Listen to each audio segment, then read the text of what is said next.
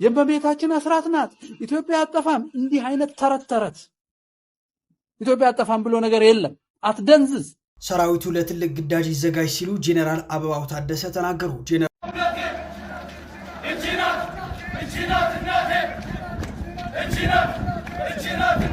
የኤደን ገነት መገኛ ኢትዮጵያ ነው ሲል ዴይሊ ሜል አስነበበ። የመጽሐፍ ቅዱስ ውስጥ የተጠቀሰው የኤደን ገነት ትክክለኛ መገኛ በኢትዮጵያ በሰሜን ምዕራብ በሚገኘውና የአባይ መነሻ በሆነው በጣና ሐይቅ ዳርቻ ላይ እንደሆነ መላምታቸውን አስቀምጠዋል ብሏል። ደግሞም ለጎንደሬው ምን ይወጣለታል? የፍቅር ተምሳሌት አድርጎ ፈጥሮታል። እስቲ ዛሬ በዚህ ቪዲዮ እንጀምር ሁላችንም። አሜን በሉሽ። እግዚአብሔር የሰው እጅ የሌለበትን በር ይክፈትላችሁ። እኔ አሜን ብያለሁ። አሜን እያላችሁ በኮሜንት ሴክሽን ላይ ጻፉ። እንዲህ አይነት ምርቃቶች ከአሜን ይቀራል አይደል አባቶቻችን የሚሉት። አሜን ይሁንልን ይደረግልን እያላችሁ በየኮሜንቱ ጻፉ። እንዴት አላችሁ? በመላው ዓለም የምትገኙ እግዚአብሔር የተመሰገነ ይሁን። እንግዲህ አንዳንድ ፕሮግራሞችን ይዤላችሁ መጥቻለሁ። ዛሬ የምናየው መረጃ እንግዲህ ጄኔራሉ ለጦርነት ተዘጋጁ ይላሉ። ምን ማለታቸው ነው የሚለውን ምንመለከት ይሆናል። በባህር ዳርስ ምንድነው የተከሰተው? ኢትዮጵያ አትጠፋም አትበሉ ትጠፋለች ይላሉ መምህር ፋንታሁን ዋቄ። ምንድነው ሄስ የሚለውንና ሌሎች ነገሮችንም በስፋት እንመለከታለን። እስከ መርሃ ግብሩ ፍጻሜ ድረስ አብራችሁን ቆዩ። ይህን ቪዲዮ ላይክ በማድረግ ቤቱንም ደግሞ ሰብስክራይብ በማድረግ እንድትጀምሩት እየጠየቁ እንግዲህ ሁልጊዜ ማታ ስንተኛ የያዕቆብ ሌሊት ይሁንላችሁ እንባባላለን አይደል? ለምንድነው ግን የያዕቆብ ሌሊት ይሁንላችሁ እንባባለው? ያዕቆብ ሌሊት ያድርግልን ማለት ምን ማለት ነው? መጀመሪያ ያዕቆብ ማን ነው? ቅዱስ ያዕቆብ የይስሐቅ ልጅ ማለትም የአባታችን የአብርሃም የልጅ ልጅ ነው። የአብርሃም ልጅ ይስሐቅ ርብቃን አገባ። ርብቃም መካን ስለነበረች ልጅ አልነበራትምና አባታችን ይስሐቅ ስለሚስቱ እግዚአብሔርን ለመነ። እግዚአብሔርም ተለመነው። ርብቃ ሚስቱም ጸነሰች። ልጆቹም በሆዷ ውስጥ ይገፋፉ ነበር። እርሷም እንዲህ ከሆነ ይህ ለኔ ምኔ ነው አለች። ከእግዚአብሔርም ትጠይቅ ዘንድ ሄደች። እግዚአብሔርም እንዲህ አላት፣ ሁለት ወገኖች በማኅፀንሽ ናቸው። ሁለቱም ሕዝብ ከሆድሽ ይከፈላሉ። ሕዝብም ከሕዝብ ይበረታል፣ ታላቁም ለታናሹ ይገዛል። ተወልድ ዘንድ በዘመኗ በተፈጸመ ጊዜም እነሆ በማኅፀኗ መንታ ነበሩ። በፊትም የወጣው ቀይ ነበረ፣ ሁለተኛውም ጠጉር ለብሶ ነበር። ስሙም ኤሳው ተባለ። ከዚያም በኋላ ወንድሙ ወጣ፣ በእጁም የኤሳውን ተረከዝ ይዞ ነበር። ስሙም ያዕቆብ ተባለ። አባታቸው ይስሐቅም ኤሳውን ይወድ ነበር፣ እናታቸው ርብቃ ግን ያዕቆብን አብልጣ ትወድ ነበር። ስለዚህም አባታቸው ይስሐቅ በሸመገለ ጊዜ በጣም አርጅቶ ነበርና ለሚወደው ልጁ ሊባርከው ወይም ሊመርቀው አሰበ። ነገር ግን እናታቸው ርብቃ የኤሳውን ምርቃን ለያዕቆብ በመምከር የኤሳውን በረከት አስወሰደችበት። ኤሳው በጣም ተናዶ ወንድሙ ያዕቆብን ለመግደል ወሰነ፣ በረከቱን ወስዶበታልና። እናቱ ርብቃም ይህ የታላቁ ልጇ የኤሳውን ቃል ደረሰላት። ታናሹንም ልጇን ያዕቆብንም አስጠርታ እነሆ ወንድምህ ኤሳው ሊገድልህ ይፈቅዳል። ልጄ ሆይ ቃሌን ስማ፣ ተነስና ወደ ካራን ምድር ወደ ወንድሜ ወደ ላባ ሂድ። የወንድምህ ቁጣ እስኪበርድለት ጥቂት ቀናት በዚያው ተቀመጥ ብላ አሳመነችው። ያዕቆብም እሺ ብሎ መንገዱን ጀመረ።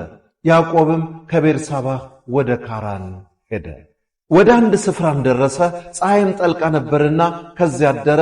በዚያም ስፍራ ድንጋይ ያነሳ፣ እንደ ትራስም ተንተርሶ በዚያ ስፍራ ተኛ። ሕልምም አለመ። እነሆም መሰላል በምድር ላይ ተተክሎ ራሱም ወደ ሰማይ ደረሰ። እነሆም የእግዚአብሔር መልአክ ይወጡበት ይወርዱበት ነበርና እነሆም እግዚአብሔር በላይ ቆሞበት ነበር። እንዲህም አለ፣ የአባቴ አብርሃም አምላክ የይስሐቅም አምላክ እኔ እግዚአብሔር ነኝ።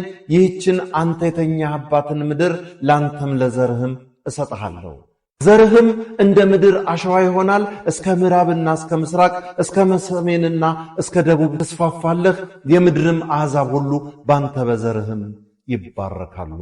እነሆም እኔ ካንተ ጋር ነኝ፣ በምትሄድበትም መንገድ ሁሉ ጠብቅሃለሁ፣ ወደዚች ምድር እመልስሃለሁ። የነገርኩህን ሁሉ እስካደረግህ ድረስ አልተውህም። ያዕቆብም ከእንቅልፉ ተነስቶ በእውነት እግዚአብሔር በዚህ ስፍራ ነው፣ እኔ አላወቅኩም ነበር አለ። ፈራ፣ እንዲህም አለ፣ ይህ ስፍራ እንዴት ያስፈራል! ይህ ስፍራ የእግዚአብሔር ቤት ነው እንጂ ሌላ አይደለም። ይህም የሰማይ ደጅ ነው። ያዕቆብም ማልዶ ተነሳ፣ ተንተርሶት የነበረውንም ድንጋይ ወስዶ ሐውልት አድርጎ አቆመው፣ በበላዩም ዘይትን አፈሰሰበት። ያዕቆብም ያንን ስፍራ ቤቴል ብሎ ጠራው። አስቀድሞ ግን የዚያች ስም ሎዛ ነበር። ያዕቆብም እንዲህ ብሎ ስለት ተሳለ፣ እግዚአብሔር ከኔ ጋር ቢሆን በሚሄድበትም በዚች መንገድ ቢጠብቀኝ፣ የምበላውንም እንጀራ የምለብሰውንም ልብስ ቢሰጠኝ፣ ወደ አባቴ ቤትም በጤና ብመለስ እግዚአብሔር አምላኬ ይሆንልኛል። ለሐውልት የተከልኩት ይህም ድንጋይ የእግዚአብሔር ቤት ይሆናል። ከሰጠኸኝም ሁሉ ላንተ ከ10 እጅ አንዱን እሰጥሃለሁ ብሎ ቃል ገባ። ስለዚህም እኛም የያዕቆብ ሌሊት ያድርግልን የምንባባለው እግዚአብሔር አምላክ ከቅዱሳን መላእክቱ ጋር ከኛ ጋር እንዲያድርና ጥሩ የሰላም እንቅልፍ እንዲያስተኛን ቅዱሳን መላእክት በሕልማችን እንዲያሳየን ከመጥፎ ሕልም እንዲጠብቀን እግዚአብሔር ከኛ ጋር እንዲሆን ከመጥፎ አጋንንት እንዲጠብቀን የያዕቆብ ሌሊት ይሁንልን እንላለን። ለበለጠ ኦሪት ዘፍጥረት 26:30 ላይ አንብቡት። የማፍቅር እንዳዘጋጀው በለጠ ሸቴ ዘሀገረ ኢትዮጵያ እንዳቀረበው።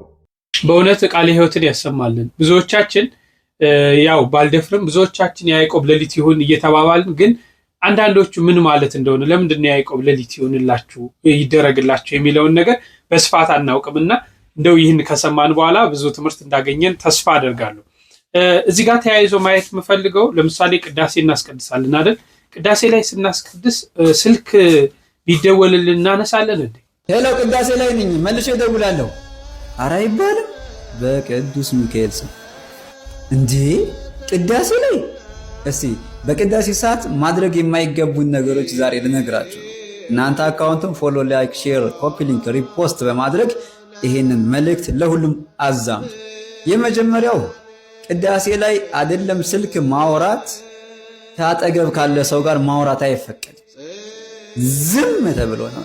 ኢቭን ታጠገብ መስገድ እንኳን እስኪያቅት ድረስ በጣም ተጠጋግታችሁ ከነበረ ጠጋ እንዲል በምልክት ትነግረዋለህ እንጂ ቅዳሴ ላይ መሳቅ፣ ወሬ ማውራት የተከለከለ ነው። ሁለተኛ ደግሞ ጧፍ ማብራት፣ ምእመናን ጧፍኛ ማብራት አይፈቀድም። የሚያበራው ዲያቆኑ ነው። እኛ የራሳችን ሱታፌ አለብን። ቅዳሴ ላይ ምእመናን ጧፍ ማብራት አይፈቀድም። እንደተባለው እንደ ሁልጊዜው ልንገራችሁ፣ ይሄ ጸሎት ጸሎት አይደረግም። ቅዳሴ ራሱ ጸሎት እኮ ነው። ቅዳሴ ላይ ወንጌሉ አለ፣ መዝሙረ ዳዊቱ አለ፣ እመቤታችን ምስጋና አለ። ምን የሌለ ነገር አለ? ምንም የቀረ ነገር የለም። ስለዚህ ቅዳሴ የህብረት ጸሎት ነው። ማናችንም ብንሆን የግል ጸሎት አናድርግ። አሃዱ ላይ አሃዱ ከሚለው ካህን ውጪ ሌሎች ካህኖች እንኳን ቢኖሩ፣ ሌሎች አገልጋዮች እንኳን ቢኖሩ እጃቸውን አይዘረጉም። አሃዱ የሚለው ካህን ብቻ ነው እጁ የሚዘረጋው። ካህኑ አሃዱ ብለው ልክ እንደጨረሱ ዲያቆን ፍቱኝ ይባርኩኝ ይላል። የሌሎች እምነት ተከታዮች በስም ከጠቀስኩ የሙስሊሞችን በጣም ነው ማደንቃቸው። ሱቃቸው ውስጥ 11 ሰዓት ኦር 12 ሰዓት ላይ አዛን ይላል። ሰላት እየሰገደ ከሆነ ለምን ከዚህ እዛ ድረስ አትደረደርም? በሰልፍ ዞር ብላ ያየ። እኛ እግዚአብሔር የሚሰጠውን ሰዓት እንኳን መስጠት የማንችል ሰዎች ሆነ እመቤቴ። እግዚአብሔር እኮ በአንድም በሌላም ያስተምራል። ከሌሎች የእምነት ተከታዮች በጣም የምንማራቸው ነገሮች እኛ ልናደርጋቸው የሚገቡ ነገር ግን እግዚአብሔር በሌላም በአንድም በሌላም ያስተምራል እንደሚባል በሌላ የሚያስተምር ነገሮች አሉ። ቅዳሴ በተለይ ጌታችን አምላካችን መድኃኒታችን ኢየሱስ ክርስቶስ እራሱ ከቅዱሳን ጋር ከእመቤታችን ጋር በአካል የሚገኝበት የጸሎት ስርዓት ነው ቅዳሴ። ስለዚህ ቅዳሴ ስታስቀድሱ ሁላችንም በጥሞና መሆን አለበት። ነገ ጥቅምት 1 ነው። ከነገ ጀምሮ የምታስቀድሱ ሰዎች ቢያንስ ይህንን የዛሬውን ትምህርት ብትወስዱ እያስባለሁ። አንደኛው ስልክም ሆነ ወሬ ማውራት፣ መጨዋወት፣ መሳሳቅ እንደማይፈቀድ፣ ሁለተኛው አሃዱ ላይ እጅ እንደማይዘረጋ። ሰላም። በምድር ላይ ቅዱስ ቁርባንን የሚያክል ማዕድ አለ እንዴ? በምድር ላይ የእግዚአብሔርን መቅደስ የሚያክል ትልቅ ስፍራ አለ እንዴ? በምድር ላይ ከእግዚአብሔር እንደመወለድ ያለ እንደ እግዚአብሔር ያለ ንጉሥ አለ እንዴ? ከእግዚአብሔር ስተወልደን የለ? ከቤተ መንግስትስ ብንወጣ የቤተ መንግስቱ በር ላይ ቆመን ፎቶ ብንነሳ፣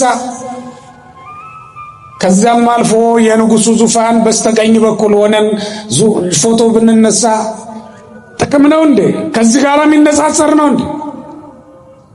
የእግዚአብሔር ወገን በመሆናችሁ ደስ ካላላችሁ በሌላ በምንም ደስ ሊላችሁ አይችልም። ትንቁታላችሁ። ዛሬ ማታ የእናንተ ትልቅ ወንድም ቤተ መንግስት ቢገባና ዋናውን ስልጣን ቢይዝ እናንተም የንጉሱ ቀጣይ ሹሞች ብትሆን አትደሰቱም? ሌላ ሹመት ያምራችኋል ታስባላችሁ። ኢትዮጵያን ብትገዙ አሜሪካን ደግሞ መግዛት ታስባላችሁ።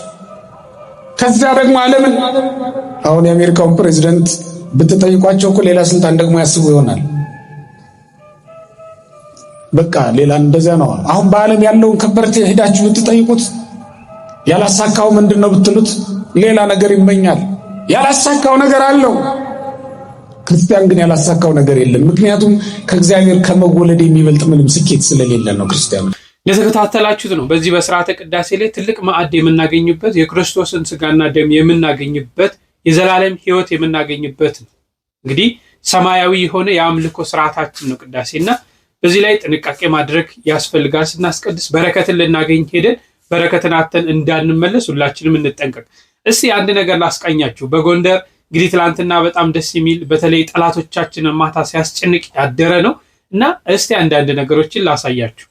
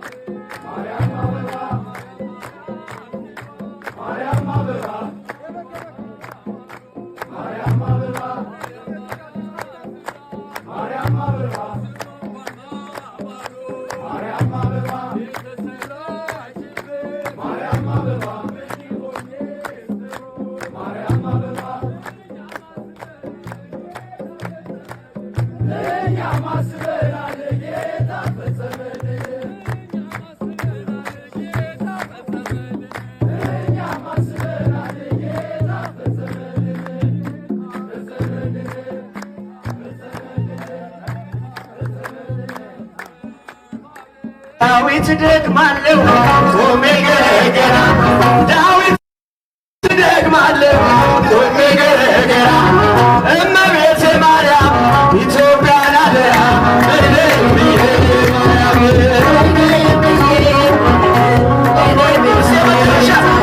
እኔስ ድንግልን ወዳታለሁ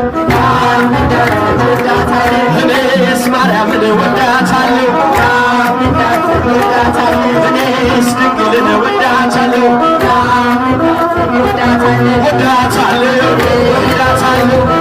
እመቤቴ እላታለሁ የልደታ እላታለሁ የሎዛዋ እላታለሁ የቂጦዋ እላታለሁ የግሸሯ እላታለሁ እኔስ ድንግልን ወዳታለሁ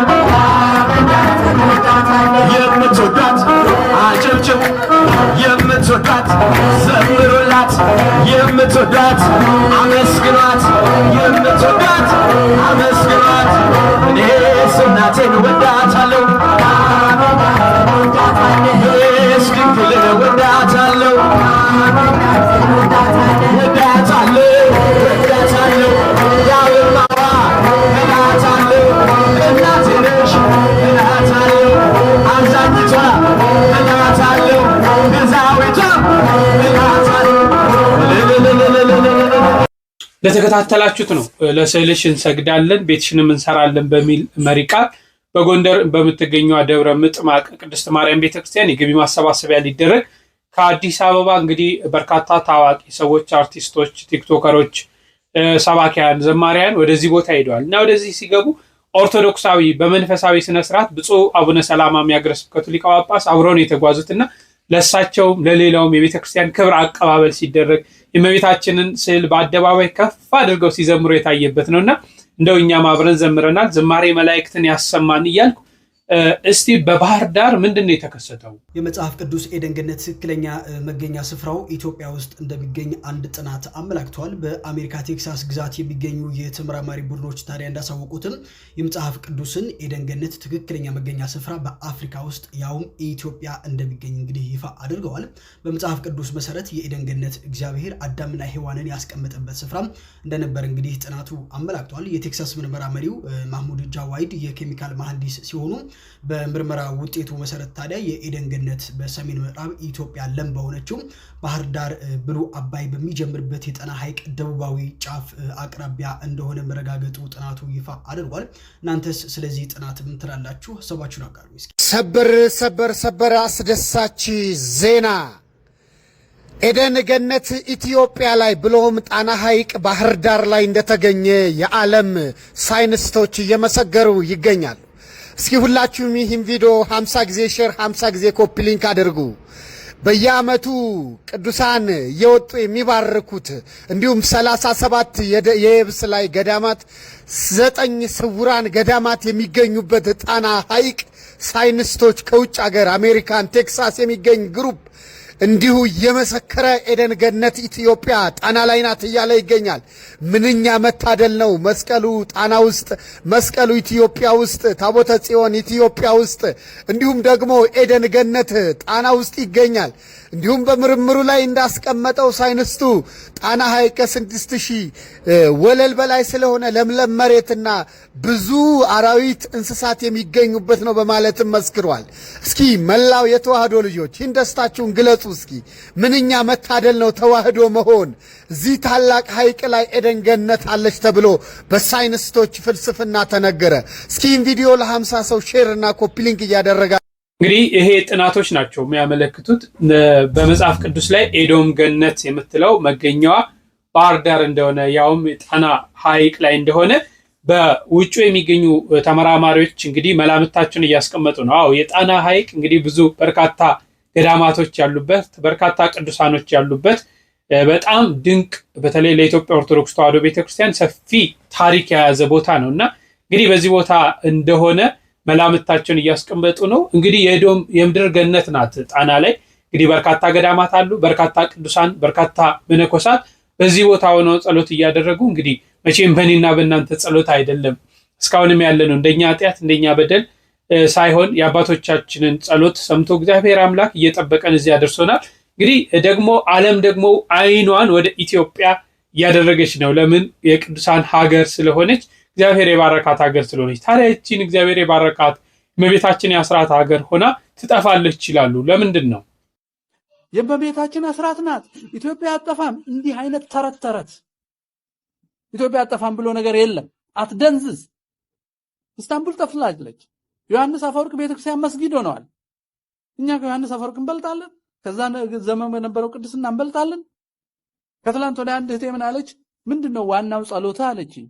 ውዳሴ ማርያም አልኳት። ማን ነው የጻፈው አለችኝ። ቅዱስ ኤፍሬም። ቅዱስ ኤፍሬም የት ሀገር ሰው አለች። የሶሪያ አለች አለችኝ። ኦርቶዶክሶቹ አሉ አለች። አረ የሉም። ይኸውልህ ያንተን ጸሎት የጻፈችው ሀገር ጠፍታለች። እኛ ልዩ አይደለንም። ለክርስቶስ ሰው ሁሉ እኩል ነው። ኢትዮጵያ አጠፋም ብሎ ነገር የለም። አትደንዝዝ። 11 ሚሊዮን ክርስቲያን ነው በመጀመሪያው የወያኔ 15 ዓመት ሃይማኖቱን የቀየረው በጫና። ኢትዮጵያ አስራት ናት። ምንም አትሆንም። እኛ ምንም ካልሆን ነው እሷ ምንም አትሆነው። ኢትዮጵያ የሚባል ያለኛ የሚኖር ነገር የለም። እኛ ነን ኢትዮጵያ። ይሄ ወሃቢያውና የጀርመን ክርስትናው ያስቀየረው ኦሮሞ 11 ሚሊዮን ነው። አልጠፋንም። እነሱ ኢትዮጵያ አይደሉም፣ ነፍስ አይደሉም፣ በክርስቶስ መንግስት መኖር አይፈልጉም። አንጠፋም ይልሃል ዝም ብሎ። ምንድነው አንጠፋም? ምንድነን እኛ? ጂኦግራፊ ወይን መሬቱ እኮ አይደለም አይጠፋም የሚባለው። ቅድስናና ከእግዚአብሔር ጋር የሚኖር ህዝብ ማለት ነው። ያ ህዝብ ይጠፋል። እንዳንጠፋ እያንዳንዱ ሰው ነው መስራት ያለው። እንደተከታተላችሁት ነው። በዚህ ሐሳብ ባይዘው ምንድነው ካላችሁኝ መልካም ስራ ከሌለን፣ በጎ ስራ ከሌለን፣ እግዚአብሔርን ማናስደስተው ከሆነ ሁልጊዜ እግዚአብሔርን እያስቀየምን በዚህ በኃጢአታችን ውስጥ የምንኖር ከሆነ እግዚአብሔርንስ ምሕረት እናገኛለን? ዛሬ ሁሉ ፈተና በዘር፣ በፖለቲካ፣ በሃይማኖት ስንት ነገር እየተጋጨና አይደለም? ከዚህ በላይ የበዛ ከሄደ በልባችን ወደ እግዚአብሔር ማንሄድ ከሆነ ዛሬ እኮ እኛ በእግሮቻችን ወደ ቤተክርስቲያን ወደ እግዚአብሔር እየተመላለስ ነው ችግር ውስጥ ይገባል። ወደ እግዚአብሔር ማንቀርብ ከሆነ ሌሎቹ ሀገራቶች የደረሳቸው ጣፈንታ አይደርሰንም ብዬ አላስብም። ምክንያቱም የምንሰራውን ነገር ልናስተውል ያስፈልጋል። ግን እግዚአብሔር መሐሪ ስለሆነ ስለሚወደን ለእናቱም የሰጣት ሀገር ስለሆነ እስካሁን ታግሶናል ማለት ነው። ከዚህ በኋላ በእንዲህ አይነት መንገድ ነው እንግዲህ በየጊዜው ዓለም አዳዲስ ነገር ከእግዚአብሔር የሚያርቅ ነገር እግዚአብሔርን የሚገዳደር ነገር እየፈጠረች ወደኛ እየጫነች ነው። ያንንም እየተቀበልን ነው። ተቀብለን እንኳን እኮ ውጤት አናመጣበት። ያኔ እንደ ኋላ ቀሮች በተባልንበት ዘመናዊ አይደሉም በተባልንበት እግዚአብሔርን ይዘን ስንት ነገር አላለፍንም። በደስታ አልኖርም። ዛሬ ዘመናዊያን ስንሆን እግዚአብሔርን ስንረሳ፣ ዛሬ አዋቂዎች ስንሆን እግዚአብሔርን ስንረሳ፣ ራሳችንን ከፍ አድርገን እግዚአብሔርን ስንረሳ፣ ቴክኖሎጂውን ተጠቅመን እግዚአብሔርን ስንረሳ ምን እየደረሰብን ነው?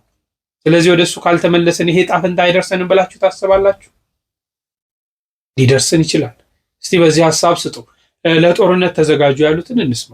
ሰራዊቱ ለትልቅ ግዳጅ ይዘጋጅ ሲሉ ጄኔራል አበባው ታደሰ ተናገሩ። ጄኔራሉ በንግግራቸው ታዲያ ሁለት ነገር መጠንቀቅ አለብን፣ የዲጂታል ጦርነት፣ በአእምሯችን የሚመጣው ጦርነትና እንዲሁም ደግሞ በስድብ የሚመጣው ጦርነት በቅጡ እናውቀዋለን ያሉ ሲሆን በመንደር የሚመጣውንም ጦርነት በቅጡ እናውቀዋለን፣ ማን እንደሚልከውም እናውቃለን፣ ለዚያ በቂ ዝግጅት አድርገናል። ስለዚህም ደማችሁን አጥንታችሁንም ከስከሳችሁ ለዚያ ታላቅ ነገር ተዘጋጁ ሲሉ እንግዲህ ጄኔራሉ ተደምጠዋል።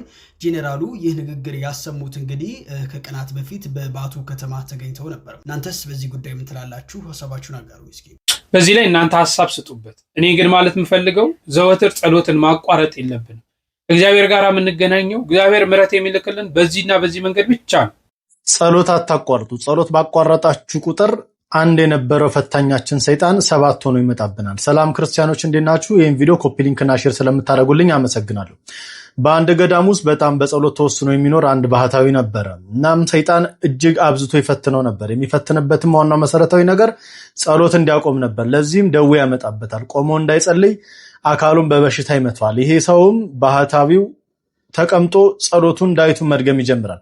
ይሄም ሰይጣን በጣም በዚህ ትጋቱ በመናደዱ ቁጭ ብሎም እንዳይጸልይ ከፍተኛ ደዌ በስጋው ላይ ያመጣበታል። ያም አባት ጸሎቱን ላለማቋረጥ ተኝቶ ጸሎቱን ያደርጋል። በዚህን ጊዜ ሰይጣኑ ይናደድና ምን በከተማ ውስጥ ብዙ ሰዎች አሉ ድካም ያለባቸው እነሱን እጅም ብፈትን ይሻለኛል ብሎ ወደ ከተማ ይሄዳል። ጋር የሚፈትነው ሰው ስንተኛ ማዕረግ ላይ ደርሶ ይሆን እስኪ ሊየው ብሎ ወደ ገዳም ይመጣል። ያ ወደዛ ገዳም ሲሄድ ያ ባህታዊ ጸሎቱን ሁሉ ነገሩን ትቶ እርሻውን እያረሰ ያገኘዋል። በዚህን ጊዜም በሉ አንዶኛ ያን ያቀተኝን አሁን 7 ሆነን እናስጨንቀው እናሳስተው እንፈትነው ሄድና 7 ሆኖ ወደዚህ ሰውዬ ይመጣል ያሳስተዋል ማለት ነው። ስለዚህ ወዳጅ አንድ ነገር ልምከራችሁ። ጸሎት እግዚአብሔርን የምናነጋግርበት ቋንቋ ብቻ ሳይሆን እግዚአብሔር እኛን እንዲያናግረን ምንሰጠው ነፃ ፍቃዳችን ነው። ስለዚህ ሁሉ ጊዜ በፈተና ብቻ አይደለም በመልካምም በበጎም ጊዜ እግዚአብሔርን በጸሎት መትጋት አለብን። ጸሎታችንን ማቋረጥ የለብንም። አመሰግናለሁ። አዎ እንግዲህ ነገ ማለት ጥቅምት 2 የማህሌተ ጽጌ መጀመሪያ ሳምንት ይጀምራል። ሁለተኛ ዓመት የመጀመሪያ ሳምንት እንግዲህ በዚህ በሆራ ጽጌ እመቤታችን ስደት መከራ እየታሰበ መዝሙር ይዘመራል፣ ማህሌቱ ይቆማልና እንደው ከዚህ ማህሌት ትንሽ ነገር ላስቃኛችሁ። እንዘ ተሐቀፍዮ ለሕፃንኪ ጽጌ ጻዕዳ ወቀይ አመ ቤተ መቅደስ ቦኪ በዕለተ ተአምር ወንጽ። ሊቃውንቱ ይህን ወረብ በማህሌቱ ላይ ይሉታል። ይህን ማለታቸው ነጭም ቀይም የሆነ ልጅሽን ይዘሽ ሙሴ የመንጻት ቀን ባለበት ወደ ቤተ መቅደስ እንደገባሽ እንደዚሁም ሁሉ የልባችንን ጭንቀት ታረጋጊልን ዘንድ ወደኛ ነይ ይሏታል። ነጭም ቀይም ያለው ልጅሽን ማለታቸው ጻዕዳ በመለኮት ወቀይ በትስቢቱ የተባለ ወልድን ይዘሽልን ነይ ሲሏት ነው።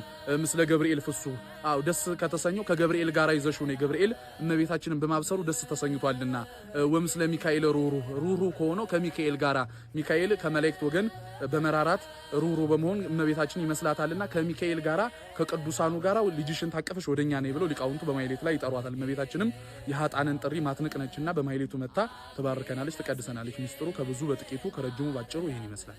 እንኳን ለወርኃ ጽጌ በሰላምና በጤና አደረሳችሁ። አባ ጽጌ ድንግልና አባ ገብረ ማርያም ዘደብረሃንታ በማህሌተ ጽጌ መጽሐፋቸው ላይ እንዲህ ብለው ምስጋናቸውን ይጀምራሉ። ጽጌ አስተራ የሰሪጾ ማጽሙ ለዘአማኪ ጽጌ ለገብርኤል ምስለ ሰላሙ ወይም በይነ ሰላሙ ይላል። ወበንተዝ ማርያም ሶባሃ ወዘኒ ማዕዛ ጣይሙ ለታምርኪ አህሊ እሙ ማህሌተ ጽጌ ዘይሰመይ ስሙ በማለት ምስጋናቸውን ለድንግል ማርያም አቅርበዋል። የዚህም ትርጉሙ ማርያም ሆይ መልአኩ ገብርኤል አበባን ይዞ ደስ ይበልሽ ብሎ ካቀረበልሽ ሰላምታ ጋር እጅ ከነሳሽ ሰው አጽም የጽጌረዳ አበባ በቅሎ ታየ። ስለዚህ የተአምርሽ የጣዕሙ ዜና ባስደሰተኝ ጊዜ ስሙ ማህሌተ ጽጌ ለሚባል ታምርሽ እዘምራለሁ ወይም አመሰግናለሁ ብለው የተናገሩት ቃል ነው። ከሞተ ሰው አጽም አበባ በቅሎ ታየ ሲል አባ ጽጌ ድንግልም ሆነ አባ ገብረ ማርያም ከየት ይዘው ነው ወይም ምን መነሻ አድርገው ነው የሚለውን ለመመልከት እንሞክር። በኢያሪኮ ደሴት ውስጥ አንድ አስቴራስ የሚባል ሰው ነበርና ይሄ ሰው ሁልጊዜ ቅዱስ ገብርኤል ለእመቤታችን ለቅድስት ድንግል ማርያም የሉቃስ ወንጌል ምዕራፍ 1 ላይ ያቀረበላትን ምስጋና ሁልጊዜ ኃጢአቱንና በደሉን እያሰበ ወደ እመቤታችን ይጸልይ ነበር። ታዲያ አንድ ቀን ወደ ሌላ ሀገር ሲጓዝ ወንበዴ ወይም ሽፍቶች ይዘው ይደበድቡትና ገለውት ይሄዳሉ። እመቤታችንን ይወድ ነበርና እመቤታችን ላመሰገናት ስሟን ለጠራ ቀርቶ እንደው ኃጥእና በደለኛ ለሆነ እንኳን የምትለመን እመቤት ናት። በኋላ እንደ ተራሶ ሞቶ እንዳይቀር አንድ ዲያቆን በራእይ ተገልጻለት ከወዲህ ስፍራ ላይ እንዲህ ያለ ደገኛ ዲያቆን ተደብድቦ ወድቋል፣ አስከሬኑን በቀናት በዚህ ውስጥ አሉ፣ ሂድና አስከሬኑን አውጥተህ ካህናትን ኤጲስቆጶሳትን ሰብስበ በክብር ቅበረው ብላ እመቤታችን ቅድስት ድንግል ማርያም ታመለክተዋለች። ያም ዲያቆን እመቤታችን እንዳመለከተችው አስከሬኑን ካለበት ተቆፍሮ እንዲያወጣ ያስደርጋል። የሚደንቀው ነገር አስከሬኑን ሲቆፍሩ በጣም የሚገርም መዓዛ ይሸት ነበር ይላል። ወይም ሽቱ ሽቱ የሚል መዓዛ ነበር እና ልክ አስከሬኑን ሊያወጡ ሲቆፍሩት ረጅም አበባ ነበረች። በአበባዋ ቅጠል ላይ ቅዱስ ገብርኤል ለእመቤታችን ያቀረበው ጸሎት ተጽፎበት ነበር። ያቺን አበባ ተከትለው ሲሄዱ በዚያ ሰው አጽም ላይ ነበረ በቅላ የተገኘችው። ለዚህ ነው ሊቁም ጽጌ አስተራ የሰሪጾ ማጽሙ ለዛአማኪ ጽጌ ለገብርኤል ምስለ ሰላሙ ወይም በይነ ሰላሙ ብሎ እመቤታችንን ያመሰገናት። በዚህ በማህሌተ ጽጌ ወቅት ከእመቤታችን ከቅድስት ድንግል ማርያም በረከተ ረድኤቷን ያሳትፈን። ሁላችን በአንድነት በዚያች በተቀደሰች ሌሊት እንድናመሰግን መድኃኔዓለም ይርዳል። ወገኖቼ ከእግዚአብሔር ወገን አለመሆን ለመራራ ሕይወት ይዳርጋል። ከእግዚአብሔር ወገን ስንሆን ድህነትም ቀላል ነው። ከእግዚአብሔር ወገን ስንሆን መከራም ቢሆን ለበጎ ነው። ከእግዚአብሔር ወገን ስንሆን ማጣትም ቢሆን እንደ ማግኘት ቁጥር ነው። ከእግዚአብሔር ወገን ስንሆን መውደቅም ቢሆን መፍገምገምም ቢሆን እንደ መነሳት ቁጥር ነው። መሞትን እንደ ትንሣኤ እንደ ሕይወት ቆጥረው የሚኖሩት አባቶቻችን ለዚህ ነው። ከእግዚአብሔር ወገን ሆነን ከእግዚአብሔር ወገን በመሆናችን ምክንያት የሚመጣው ሞት ከእግዚአብሔር ወገን ሳይሆኑ ሰዎች ከሚኖሩት ሕይወት የተሻለ ስለሆነ ነው። ከእግዚአብሔር ወገን መሆን ትልቅ በረከት፣ ትልቅ ደስታን የሚፈጥር ነው። ጴጥሮስ ይህን ዕድል ነው ያጣው። ለዚህ ነው ምርር ብሎ ያለቀሰው። ከሱ ወገን አይደለውም ብሎ በተናገራት ቃል ምክንያት ነው ያንን መራራ ለቅሶ ያለቀሰው። ለታላቅ ጸጸት የሚዳርግ ለታላቅ ሐዘን የሚዳርግ ወገኖች፣ ልብን የሚሰብር ሐዘን፣ ነፍስን የሚከፍል ልብን የሚሰነጥቅ እንደ ፍላጻ የሚዋጋ ሐዘን